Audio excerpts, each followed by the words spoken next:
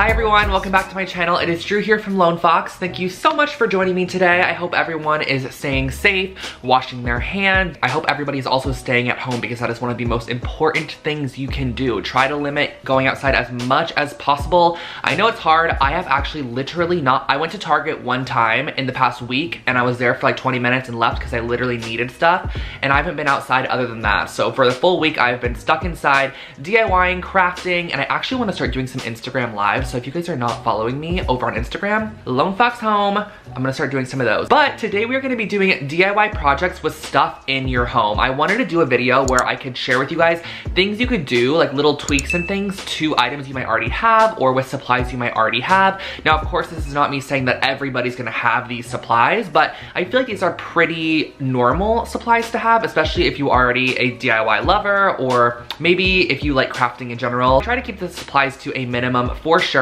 and keep a lot of the actual like tools and materials to household items that you might already have. My hair is absolutely crazy today, but honestly, when nakedwines.com reached out to me, I thought this was a great company to actually share with you guys because it allows you guys to get your favorite wines or try new wines or browse and explore like different types of wines online in the comfort of your own home and have it shipped to you so you don't have to leave at all, which is definitely super important, especially in the time we're living in right now. I'm personally not somebody to try new wine all the time. I kind of have some of my favorites, and my favorite kind of wine is white wine and rosé. I'm not a huge red wine drinker. I don't know what it is. I don't think I have an established palate, but it's okay. My unestablished palate does like white wine and rosé. And the packaging that they sent these in is insane. Like, I got these in the mail and I was like, how in the heck did this arrive so perfectly and nicely? And that is because they package these wines with excellent care, which is amazing. So like I mentioned, I got a lot of white wines and a lot of rosés because those are the ones that I typically like to drink the most. And I love Sauvignon Blanc. That's my favorite kind of wine for sure. And then we also have some rosé. This is the one that I've currently been drinking. This is the Pinot Blanc, which is something I've never even heard of before.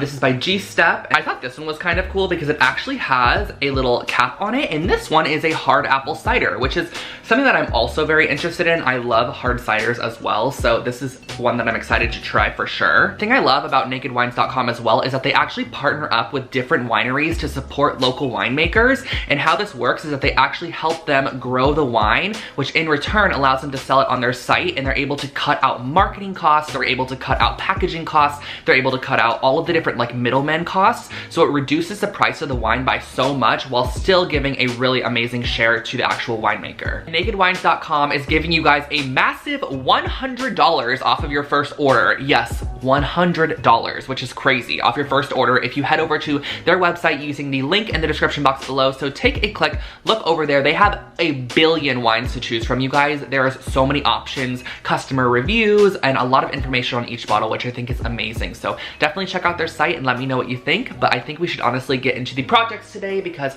we need to make some stuff with items we have at home. So let's go drink some wine and make some DIYs. To start off our first project, we're going to use some yarn and a crochet hook, and I'm also going to be using this blanket that I've had for a while from IKEA. This is what it is, or how it's pronounced, and what I'm going to start by doing is pushing my crochet hook through the corner of the blanket, pulling through the yarn, and then I'm going to be doing 20 chain stitches, which are essentially where you pull the yarn through the loop prior, or the loop that's on the crochet hook. You're going to pull the yarn through, it creates a new loop, and you're going to continue this 20 times.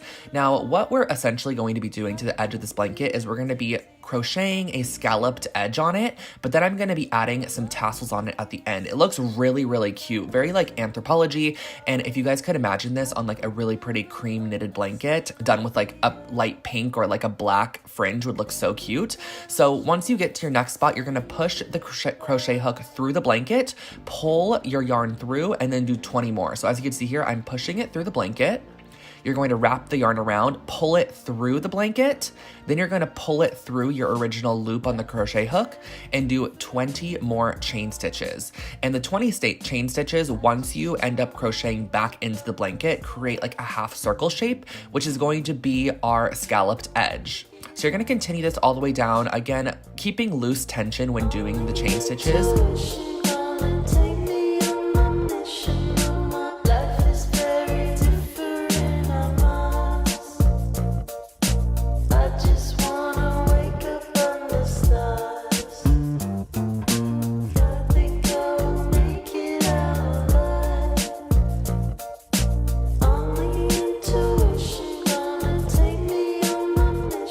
Once you get to the end, you can just push your crochet hook through and then pull the yarn through and just cut off the excess tail. So as you can see here, I cut it off, and you can just pull the loop all the way through. So pull it through like this, and you're going to just cinch it tight. And this is what we're creating on the ends of these scallops. They are little tassels, and how I'm doing this is I'm going to be wrapping it around my phone. I felt like my phone was easiest. I wrapped it 15 times around my phone. I'm cutting a small piece of yarn, pushing it through all of the yarns on one side of my phone case, and then I'm gonna pull it all the way up to the top because we're gonna wanna tie this off. But I felt it was easiest just pull it off and then really cinch it tight at the top as shown here. Do a double or triple knot. This is gonna be the top of our tassel. Flip it over and cut all of the loops on the bottom side, which is going to create the fringe of the tassel. As you can see here, I'm laying it down, and then we're just gonna be creating that top little banded section. So I'm tying a knot really, really tight underneath our top strings, and then just cutting off any excess at the bottom just to make it nice and flush and pretty. And you're going to be tying this tassel onto the scallop. You could, of course, just make tassels and just literally tie them directly onto the blanket, but I thought the scalloped edge added a little something else, and I just thought it was a lot cuter than just your traditional, and I love the way that this ended up turning out. So I repeated the process all the way down the side of the blanket, creating a ton of different tassels, and in the end, it just looked so chic and cute, and it just looked like a blanket that you would see at Anthro or something that would be like $98, and we made it for a fraction of the price. All you really need is yarn and a blanket that you already have, or a new blanket from like Target or somewhere.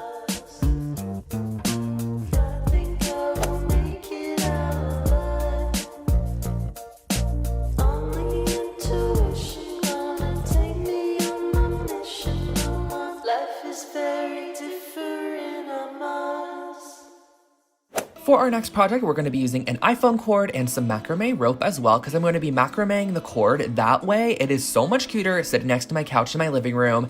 And what I'm starting off by doing is cutting a piece of cord that is 6 times the length of our phone cord and just tying it off at the top to start. And we're going to be doing a half hitch knot, which is basically where you loop the cording over. Here you go. So you kind of like loop the cording over, pull it through the back side, and then pull it all the way through. It's literally the most simple knot ever. And if you want to Google it, it is the half hitch knot. And you're going to be repeating this process for the entire length of the phone cord. And the nice thing is that every time you do this, it actually starts to spiral on its way down. So the more knots you add, you're going to see that the actual like knotting of it is spiraling, which I think is such a pretty effect. And there are a lot of different knots you could do, but I find that this one's just the most simple, and it also uses the least amount of supplies. Plus, we don't want our cord to be like super, super thick. So I'm going to be wrapping it again around the base cord, pulling it through the back side, and then pulling it really tightly. And as you can see here, it's kind of starting to spiral all the way down. And honestly, guys, we are just going to be repeating this process down the entire length of the phone cord. Also, if any of you guys are concerned about this being a fire hazard, you could also start the macrame about 6 inches from the start of your cord and end it 6 inches from the end of your cord. That way it has a little bit of like leeway before and after. This rope is not combustible, so I'm not too concerned about it. And it's also going to be sitting on top of my rug anyways, where the cord normally sits. So I feel like if this was to blow up for some reason, the rug would have already taken on the damage, you know? So I'm not too concerned about the phone cord.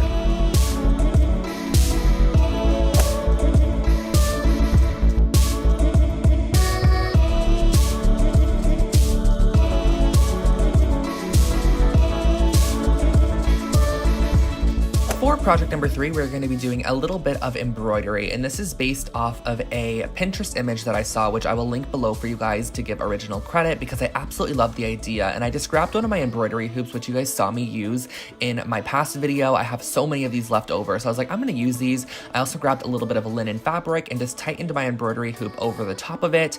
But you can also definitely cut up like an old shirt or repurpose something that you might already have in your home, like a bed sheet or something like that, just so you don't have to go out and purchase any linen fabric. But the supplies for this project are super minimal as well. So what I'm going to start off by doing is using a pencil and just going and just kind of tracing in 3 little rainbow sections that I want to use. I'm going to be creating a macrame rainbow, and I'm using a little bit of adhesive just to hold down the macrame cord for now, but you're going to be gluing down your macrame cord on top of your original pencil line, leaving the tails long because we're going to be using those in the end. So as you can see here, this is just to hold it down down because we're actually going to be full on stitching this down all the way across. So I started off with a brown string coming up the back side, and this is just so super simple. It's just very repetitive. What you're going to be doing is coming up one side of your macrame cord and then going down the other side and just repeating the process. You're going to basically want to fill our entire rope with color. And the great thing about this is it's basically like embroidery, but you have this nice dimensional element to it because the rope is underneath. So it kind of gives like a 3D embroidered look.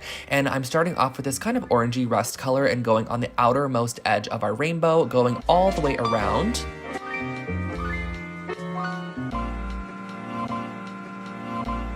And once you meet the end of that color, just flip it over and then push your needle through the back side of some of the stitching and then just pull your needle through that loop, and that's going to create a knot. Just do a couple of those to secure off your thread, and then you can cut it and we can start our new color. So I opted for a blue tone in the middle section here, and you're just going to be doing the same exact thing as well. Just going up one side of the rope, down the other side of the rope, and just trying to make it super, super tight and make sure that every stitch is connected with the stitch prior. That way you don't see the rope in the inside. And then next up, we're going in with this light yellow color, and you can totally opt for whatever colors you want. I just thought this colorway was really cute and pretty, and I'm going to be repeating the process again of just stitching up one side and down the opposite side.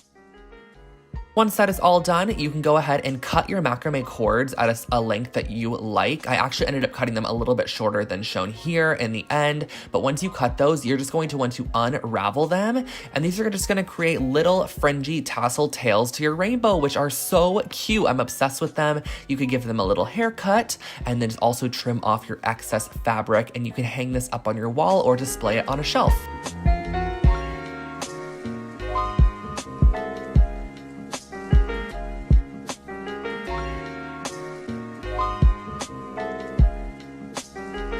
This next product is probably my favorite, and I'm starting off with some old food containers, and I'm also going to be using a mixture of acrylic paints, but I'm starting off using this oatmeal container, which I'm going to be opening up. You can also cut it to completely open it, and I'm just cutting off any of the excess edges because you're not going to want any area that is folded.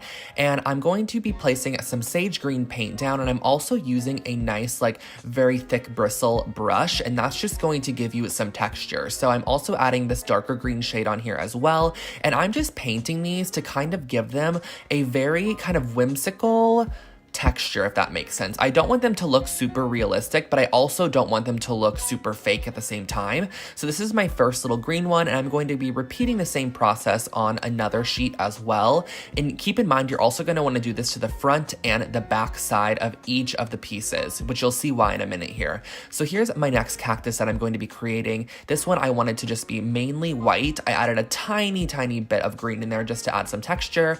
And for our third cactus, this was a mixture of both blue and sage, just to kind of give a quirky little vibe to it. I liked the mix of sky blue in there as well.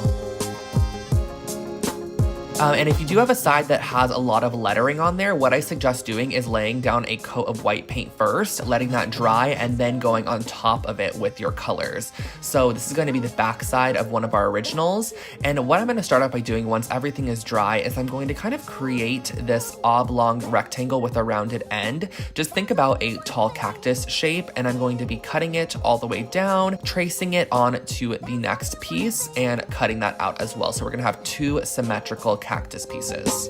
But there's only one thing I wanna know. You're also going to repeat that process on a smaller one because I just wanted to have two inside of one pot. So here are our four pieces, and the detailing I'm going to be adding to this one are just some stripes. So I'm using a little bit of white with a tiny little bit of mint green mixed into it, and I'm just going to be doing some stripes from the top and bottom on both sides, the front and back sides of all four of these pieces.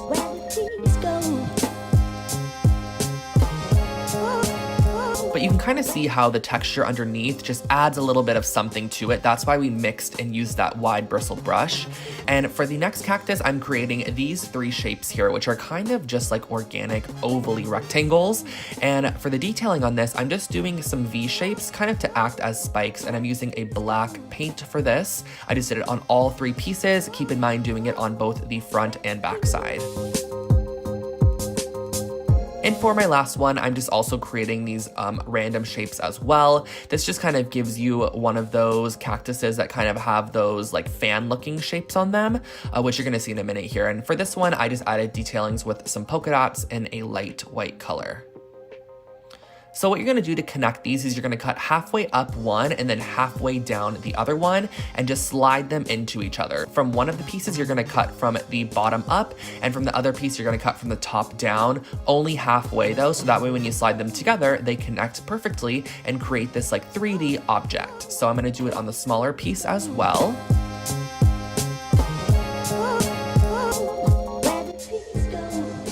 For these ones, all you need to do is create a tiny little slit and you can just slip it right onto the paper. This is paper, guys, or like cardboard, so it is not heavy at all, so you don't need to worry about having them super secure, but you can definitely glue them if you want to. However, I just cut a slit, slipped it onto the piece, and it seemed to stay perfectly for me.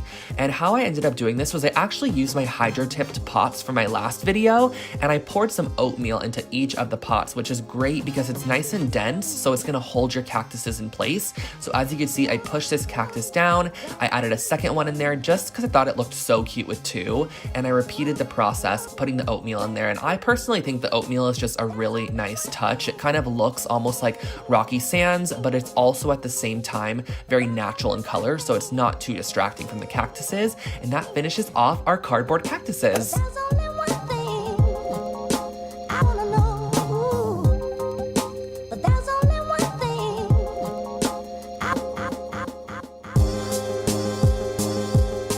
Alrighty, so I hope that you enjoyed those projects and it gave you a little bit of inspiration with maybe some stuff you can use at your home to create some DIY projects just to spice up your room or your living room or wherever you at just a little bit more, because I know this kind of hit us really quick to where a lot of us probably weren't prepared, and now we're just living in a space that maybe we were trying to get around to redecorating. So I'm hoping that some of this can give you guys some inspiration on how to add a little bit more personality and pizzazz to your space. And if you did enjoy this video, definitely give it a thumbs up. Would you guys like to see another video like this? I could definitely try to think of more ideas and projects to do with stuff that you already have at your house. And I think that that's really all. So thank you guys so much for watching and supporting. I love you all so much, and I hope that this gave you a little bit of inspiration and maybe some positivity to your day. And if you are somebody that has to work during this time, whether you are a medical professional or you work at a grocery store, you guys are all heroes. Thank you so much for all of your help and support in this world. It is crazy, and I'm honestly very thankful that you're putting like the time and effort into this, because I know a lot of people that work in these industries can be definitely scared for sure.